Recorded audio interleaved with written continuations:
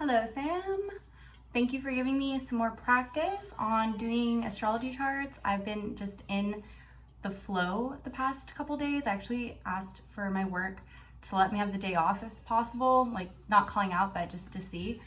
And so I could just keep up this momentum with it because I've not been able to make connections like this and like work in this way in a while, and I'm finding myself. I just got a reading from someone from TikTok randomly. It was my second one, and like I sent her a 45-minute long video yesterday. She like paid me $100. She paid me $100 before she got the video, which is like, girl, what are you doing? Like, that is danger. And it was Cash App. But she messaged me today and she was like, I cried, like you have no idea like how insane that was. And it is insane. I know it is because I sent the video and then I looked in the chat and I saw that she had messaged me this long message about all these things going on in her life and like what she's hoping to like find out. And then it was like, oh my gosh, I didn't even know you had kids, but I just assumed you had kids based on your chart and like all these like cycles. Astrology is so amazing. It's like a muscle that you have to like, well, that's how I feel right now. I'm like exercising the muscle. So your birth chart is beautiful in like a very tactile way. Like it's very like organized. It organized itself, which is not like that common. Here's an example. Here's your chart. And then here's my chart. My chart's chaos all over the place, which is like me.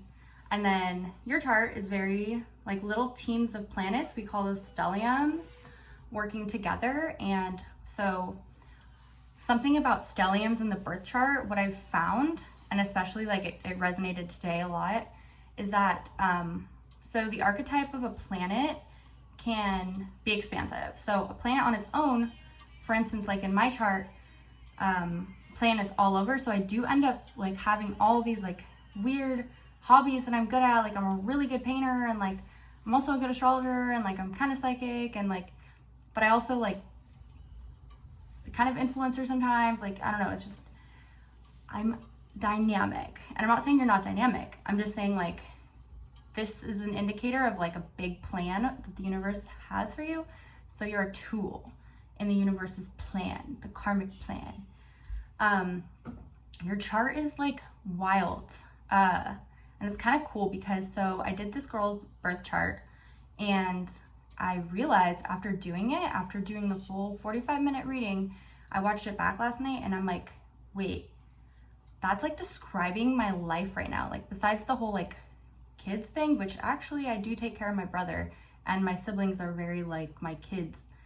It like blew my mind. So I'm gonna take this as a sign that like this stuff is also kind of like in alignment with me, which I will definitely take because it's powerful. If I don't look directly at the camera, it's because I get kind of weirded out watching myself like when I'm recording because I can see myself. So I might stare off into the side and smoke. So the circle, if you'll notice here, 12 different sections. So it's organized based off your rising sign. Your rising sign starts the first house and then all the houses are organized in the next sign, like Taurus, Gemini, Cancer, Leo, Virgo, etc. And those are different areas of your life. So each house rules a different area of our life, more of like locational areas and like physical areas, but also like internal too. But there's a lot more of the outward. And then so like the zodiac energy can be more of like a personal thing with your planets. That's why the houses are just so cool for astrology and like why doing readings like this is more preferred than like co-star readings and stuff, because each house is so particular. So yeah, like your planets are on like these little missions together.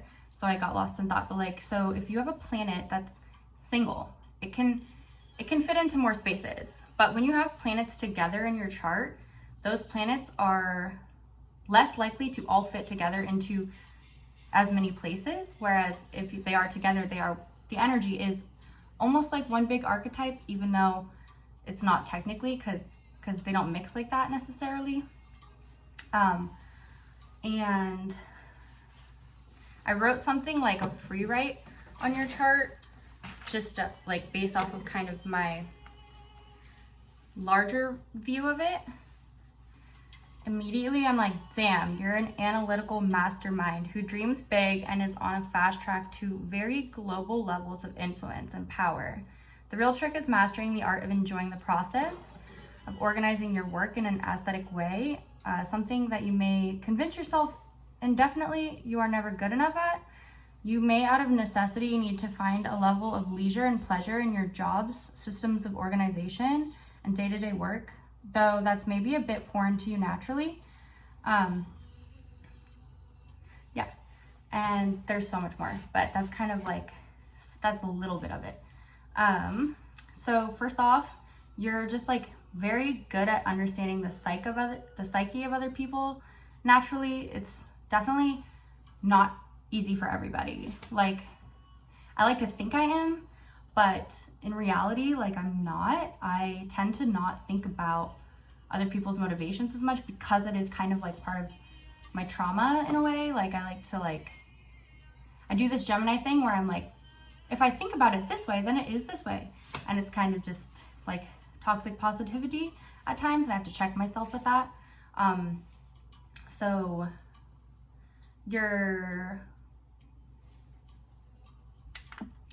So I didn't like write out everything, but I did make a big list of the key planets in your chart. And since I didn't write it out, I might just like space out this way for a minute while I'm reading it, so don't mind me. I also don't like to look at myself while I talk all the time because I get kind of dizzy.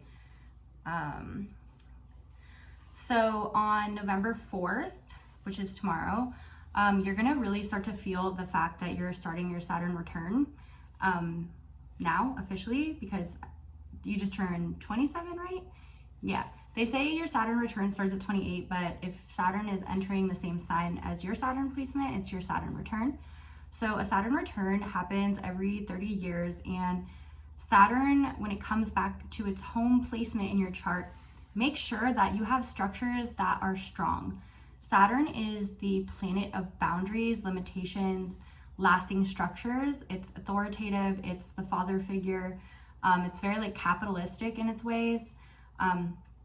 It doesn't like to be dismantled, let's just say that. But it does like to create structure and systems.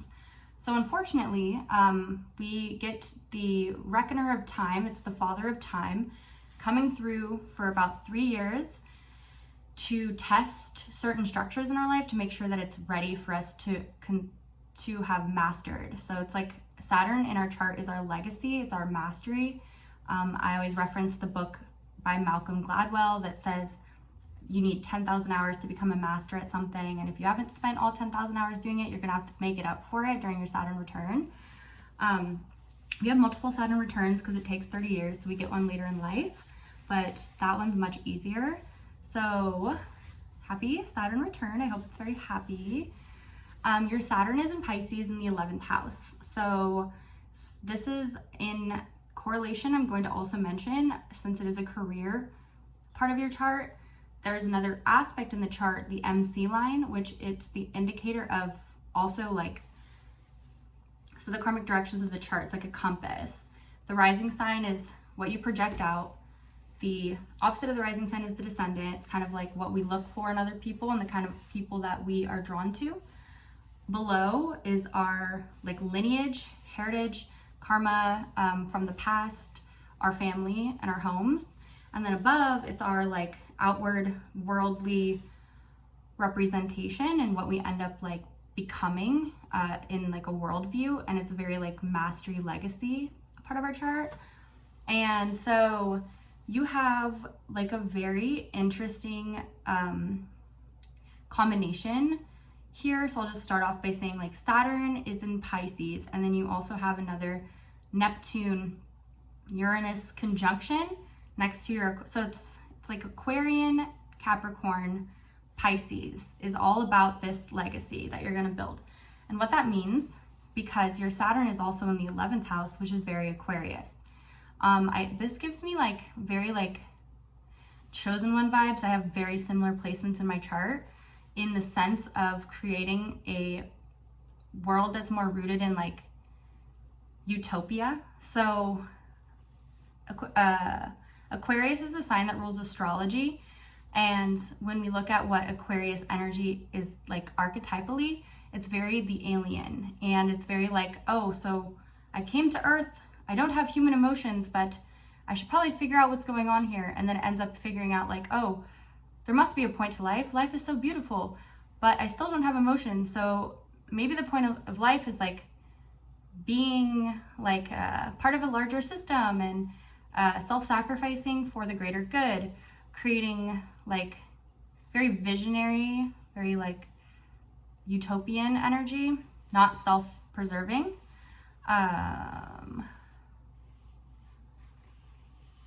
Yeah, so more on that. It's the energy of like logistics. So it's a very like technology-based energy. It rules systems of the future. It rules innovation. It rules the future. So looking ahead and like building new systems. I see the 11th house. I also have Saturn in the 11th house in Aries. How that plays out for me, I've found, is that I end up doing things before other people on the internet. I've always kind of just been like the first of like the people I know to discover even like dubstep. I discovered dubstep and like brought it to my high school through a really weird dance me and my friend did to a Skrillex song outside of a gas station. We waited for the drop and then we like on the drop, and then someone posted on Facebook, and then like the whole school was like, what the hell, that was like the weirdest music I've ever heard. Like, and then I was like, yeah, it's dubstep, my friend's older sister showed me. And then so I've always just been like this pioneer, because Aries is the pioneer. And so the 11th house rules the internet, and it rules being in larger groups. So anything that's like humanitarianism and collective based, but it rules communities too. So in Pisces is the 5D. This is interesting because we were talking about this a lot, and I didn't know you had this placement. So your Saturn, your legacy master, being in the 11th house of technology, groups, systems, innovation in Pisces, is very like bringing spirituality into that, in like the 5D to the 3D. It's very like, it's not necessarily AI, but it's very like what AI can do in correlation to like having a channel for spirit potentially, or like whatever, like its own consciousness, which would be also kind of spirit, to like come through and to help, and to just like, it's like working with the consciousness of technology in a way. It's trining your Sun and Mercury in the 7th house of business partnerships. So I don't remember if I talked about it in this video already. I don't think I did, because I re-recorded it. But your Sun and Mercury together in the 7th house of business partnerships in Scorpio is it's an energy of like a wealthy business partner, which is something you talked about, because Scorpio rules other people's money. And then the 7th house, where your Sun is in with your Mercury, is very like being in a collaboration, because Mercury rules collaborations. And then the Sun rules like our connection to self, but it's in the house of other people and business partnerships. So it's as if there's this energy of being in someone else's power, but like being right there, and being someone who like is very tactile about it, is very like precise about this. So having that trine your Saturn, this is going to be helping you in this area, this mastery. On November 4th, you're going to start to feel it, and there's going to be something that takes place on that day.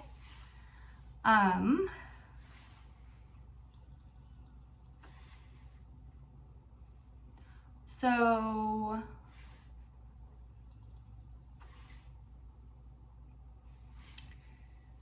your MC line is a line of legacy. So it's like another career line, and that's in 1 degree of Aquarius. So it's another like 11th house vibe, very Aquarian technology, systems of the future. But it's in 1 degree, and it's conjunct 2 planets. These planets are very alien planets. So Uranus rules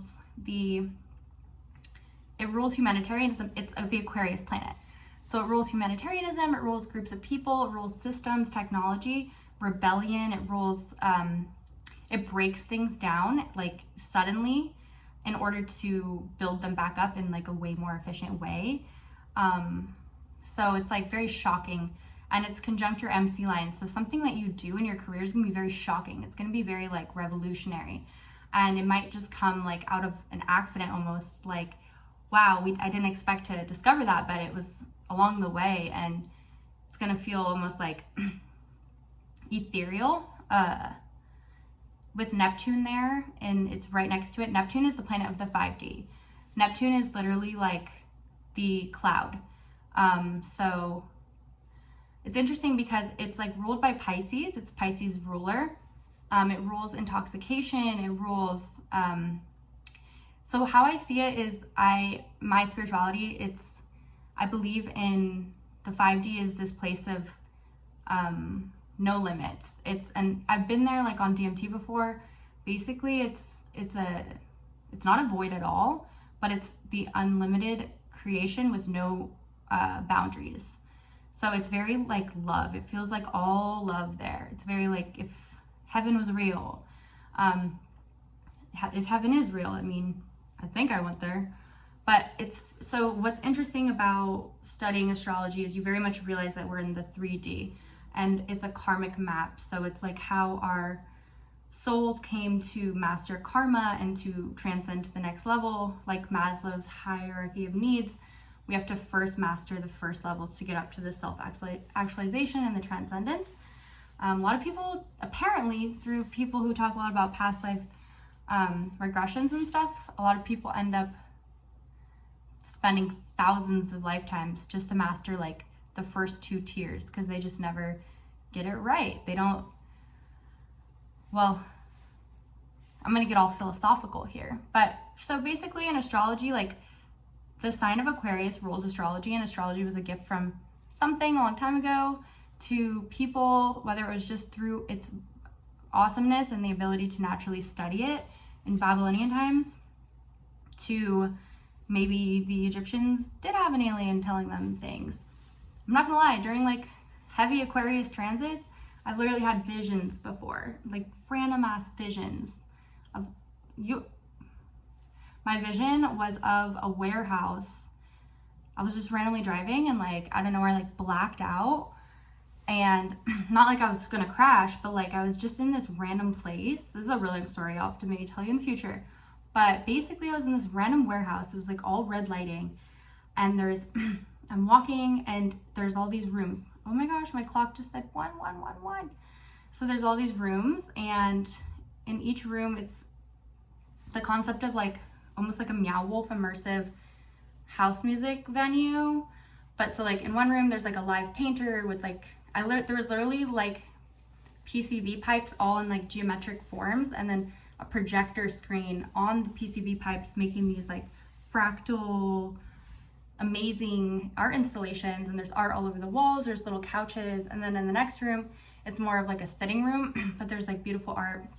There was a live painter in one of the other rooms, and then I walked into the main room, and then there's a stage, and the whole warehouse has red lighting. It's very like techno vibes, but like then this like white light shines down on this DJ, and I wasn't told, but it was like a deep understanding in that moment that like these beings giving me this vision were trying to bring spirituality to people through the vibration of music, and how it's a shared conscious understanding between people without language, and it's frequency. And so they said that like through, like they shown it on like a certain DJ, I didn't see who it was,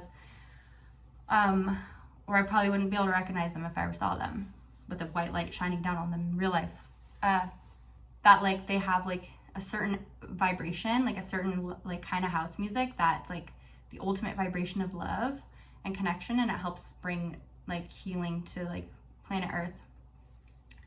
Yeah, anyways, very interesting. Aquarius energy, very important for your path. So yeah, all those together on your MC line, it's supposed to be like you're discovering along the way with your career. It's an uncharted territory, but it's something that is going to become a very mastered energy. And it's very like very analytical, like system based. So it's cool.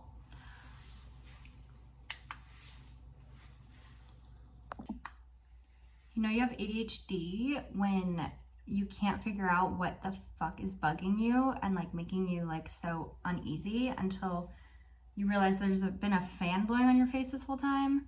I'm not a fan of white noise at all. Like I need like complete silence to focus. So since I didn't write it out, I'm gonna like kind of just like talk about energies in more simplicity, and then I'm sure like you're a smart person, you'll piece those together.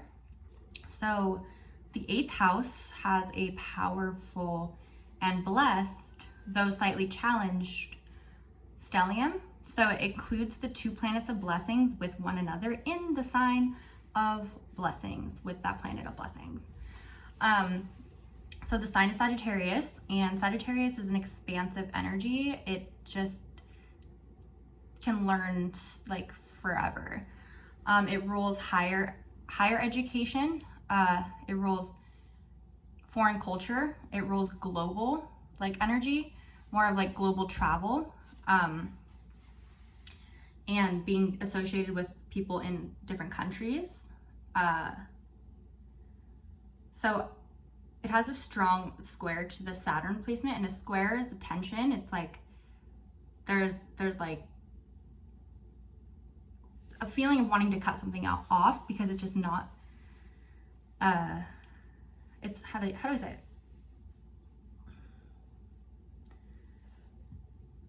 Because it's not cohesive with a certain area of your life.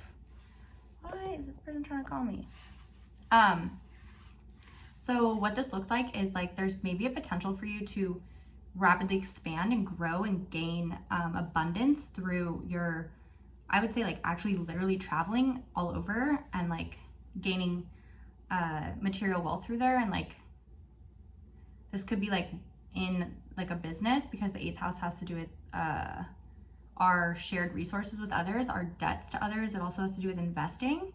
So these are in your investment house. So that's a blessed area to have Mars in a conjunction with these planets, because Mars is in its happiest place in the 8th house. So having Mars in a stellium with Jupiter and Venus in Sagittarius in the 8th house is going to be like using your strategy, because the 8th house rules like, I don't know why I did that. The 8th house rules our psychology and our subconscious, and it rules like shadow. So it rules where people are more fearful to observe. Therefore, when Mars is there, it's a very like courageous energy. And so it uses that to pinpoint and be exact on like how to become powerful. It's a very like, Mars in the 8th house is like a general who is not on the battlefield at all, but is operating like the airstrikes from his comfy office. Whereas like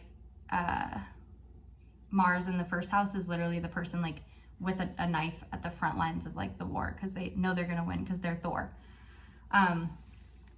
So the reason why Mars in the 8th house acts like this is because there's vulnerabilities there, because like that is always going to be a very vulnerable spot in our lives and our charts, is the 8th house, because it's what we aren't aware of all the time, and it's like a very like powerful shadow type energy. So Carl Jung, he's a famous guy, famous psychologist. He talks a lot about psychology and like the shadow, and he talks about basically like our power lies in our shadow. So if we learn to love our shadow, we can set it free, but it takes like being able to see it in a light of like gratitude and appreciation for it. Because essentially, if you're my kind of spiritual, you don't believe anything is inherently bad. It just is in the wrong place at the wrong time or being used for the wrong reason. Everything that exists is like part of a physical manifestation, and like if it was bad, then it probably wouldn't exist. I don't know if that makes sense, but I sucked at saying that. So yeah, so there's like a lot of expansion and blessing there, having the planet of your blessings, your money. It could be relationships too. You could end up marrying someone from like a different culture across the world, and it might get in the way of like what you're doing in your career. But yeah, the square to your Saturn is like the systems of like technology that you're building, or like whatever it is that you're doing with groups of people or in a humanitarian effort that I spoke about earlier, is kind of like not kind of vibing with this expansion that you have in this area of life. Whereas like the 8th house is investments, it's other people's money. That's why it's like a good placement for business, because essentially you are growing because of other people giving you their money. You also have the planet Pluto in this house. It's not in conjunction with these planets, but it's a vibe. It's in conjunction with your sun and your Mercury. And it's very like extra Scorpio energy. It's in Sagittarius, so it does rule like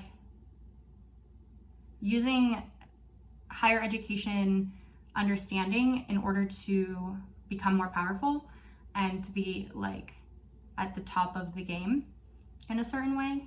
Like your sun and Mercury are in Scorpio, but then Pluto is at 0 degrees Sagittarius Scorpio. So they're all together, and that's another one of your stelliums. And that's the powerful one of your stelliums that your planets like actually all vibe with. Wow. Every single one of your planets has either a sextile or a trine to this energy.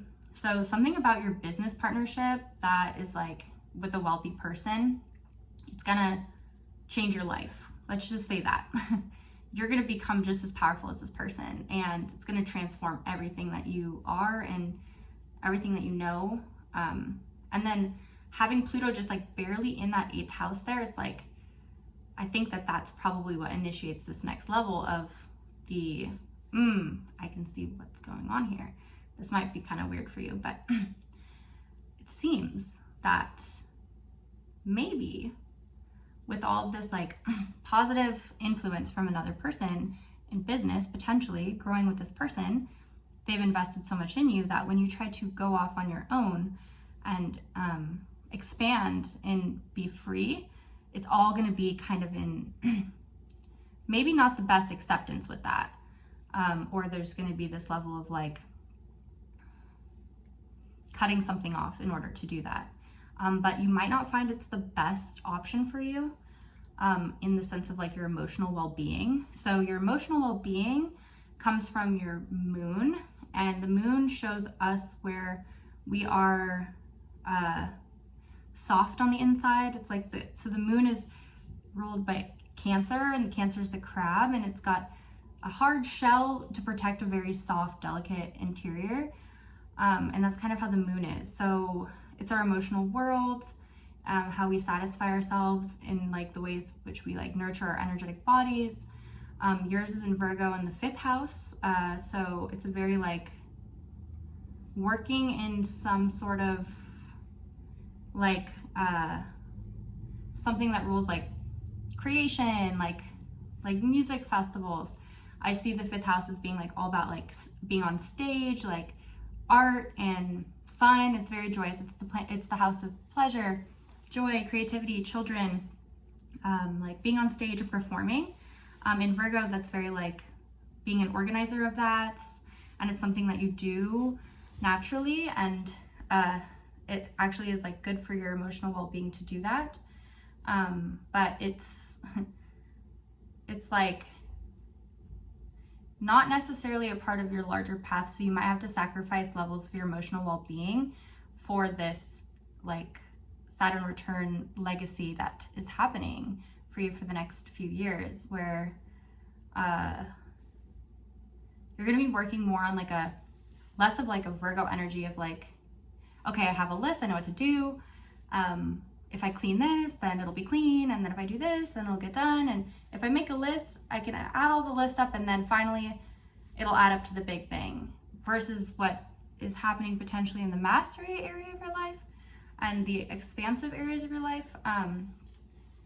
So the legacy planet, Saturn, in your 11th house in Pisces, it's in opposition to this. So there's just this like complete opposite energy to like what you are naturally good at, I guess you can say, or the ways in which like you like to nurture yourself or you feel comfortable, because the moon is about comfortability.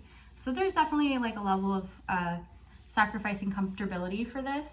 And then your moon is squaring, once again, all those planets that are so strong. You're not going to get away from this. This is something you're going to end up doing with the Sagittarius global thing, traveling, gaining abundance through this, but it's going to feel wrong.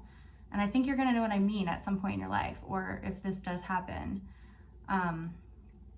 you're just going to feel like emotionally thrown off by the like broader level of it, like in how Virgo likes to know and control and know what's going on, whereas there's a level of like it's on a very like another level of like expansion. And if you're a data kind of person, that can be really scary, because with great power comes great responsibility. I feel like that's a quote that you need to know. Yeah, so I think that's all I got for you. If you ever like do want a reading from me, I do paid readings, but yeah, this one's obviously free just for like, it's just cool to like, it's fun. It's like a story. It's like story time. I brought my tea, brought my vape.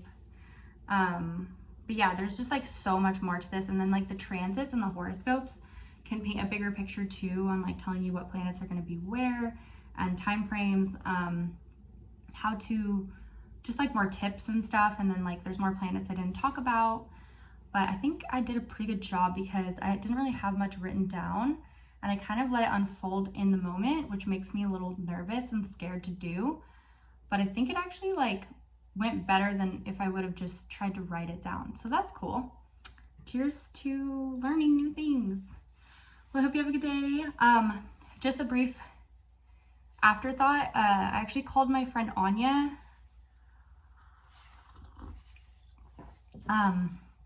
yesterday, and she was the girl I was talking to you about, who is like a coder, and she just graduated. She actually was just at Miami 3 Points. She got VIP experience because Maceo Plex's daughter is her bestie, and it was cool because she's like going all backstage at Insomniac now, 3 Points, and I was at Boo alternatively. But we've both just been like so integrated into the music scene for so long, music community, I don't like music scene, for such a long time, that like we just have like naturally kind of grown in it and like hit like another level with where we're going with like our projects and like who we're working with and now and stuff like that. But so I thought it was really fascinating how you're doing like similar work to like what her master project was on, and she definitely is really, really interested in meeting you. I told her about you. She and I are gonna come visit you in Miami, and we both love Wynwood. She was like raving about how like no one could stay up with her, like she felt like everyone was just the old people. She was at 1-800-LUCKY in Space Miami 6 hours before her flight, but she is just also like desk job coder girl, and like doesn't really party much, but she's a Miami girl. Like she just absolutely loves the community. We both love Miami so much.